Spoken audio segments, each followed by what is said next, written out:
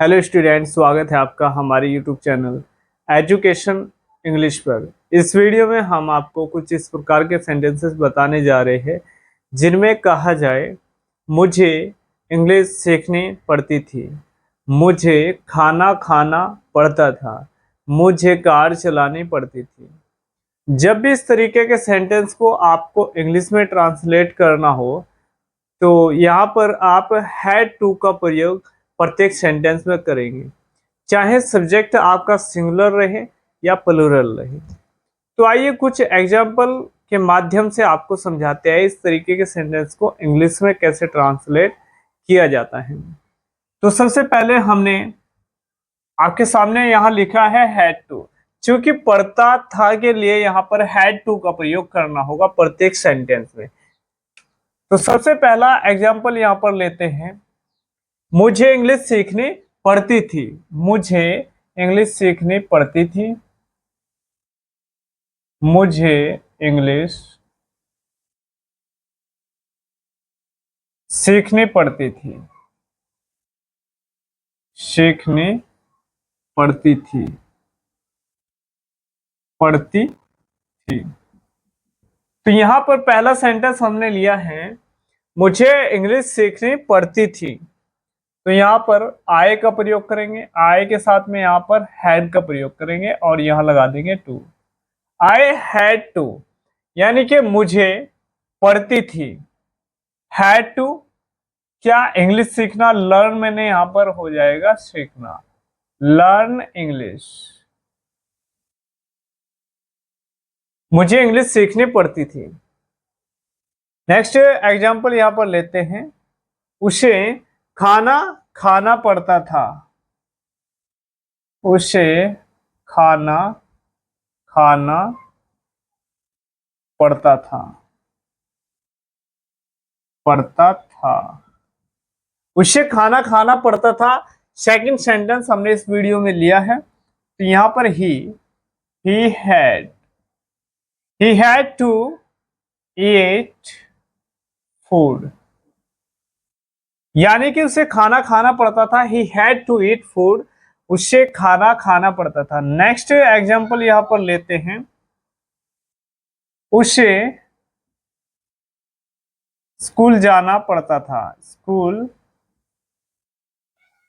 जाना पड़ता था।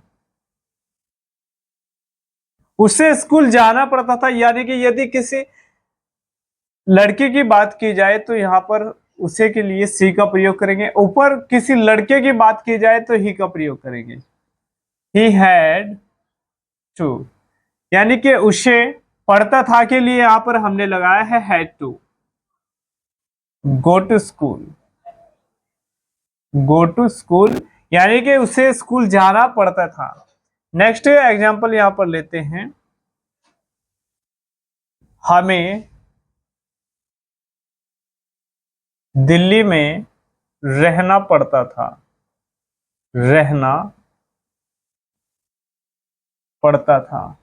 हमें दिल्ली में रहना पड़ता था। तो यहां पर लिखेंगे वी हैड टू, रहने का होता है यहां पर live in Delhi. We had to live in Delhi यानी कि हमें के लिए यहां पर हमने वी का यूज किया। पढ़ता था के लिए यहां पर लगा दिया हमने हैड टू। रहने के लिए यहां पर लगाया लिव और प्रीपोजिशन यहां पर इन मे के सेंस में और दिल्ली यानी कि दिल्ली। तो हमें दिल्ली में रहना पड़ता था। नेक्स्ट एग्जांपल, उन्हें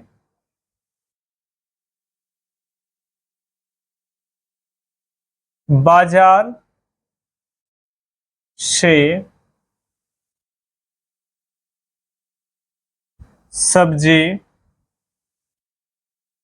लानी पड़ती थी। पड़ती थी। उन्हें बाजार से सब्जी लानी पड़ती थी। तो यहां पर सबसे पहले लिखेंगे सब्जेक्ट को, उन्हें के लिए यहां पर लगाएंगे दे, पड़ती थी के लिए यहां पर लगाएंगे हैड टू। हैड टू तो वह भी यहां पर दिए है लाने के लिए।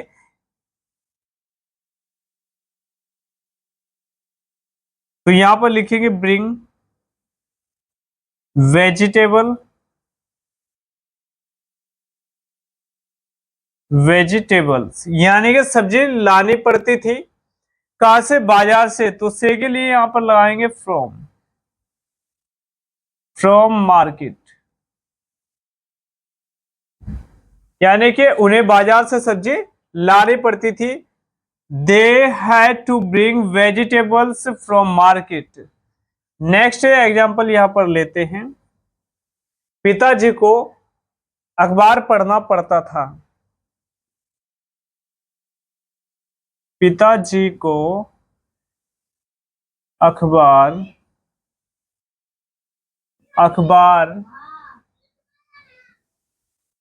पढ़ना पड़ता था, पिताजी को अखबार पढ़ना पड़ता था। तो यहां पर लिखेंगे सबसे पहले subject, the father had to read, the father had to read newspaper,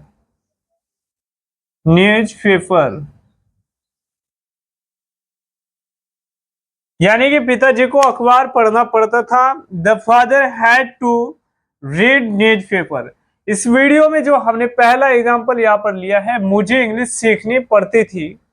I had to, यानी कि मुझे के लिए आई हैड टू पढ़ती थी, लर्न मैंने सीखना, और इंग्लिश यानी कि मुझे इंग्लिश सीखनी पड़ती थी। I had to learn English, मुझे इंग्लिश सीखनी पड़ती थी। उसे खाना पड़ता था।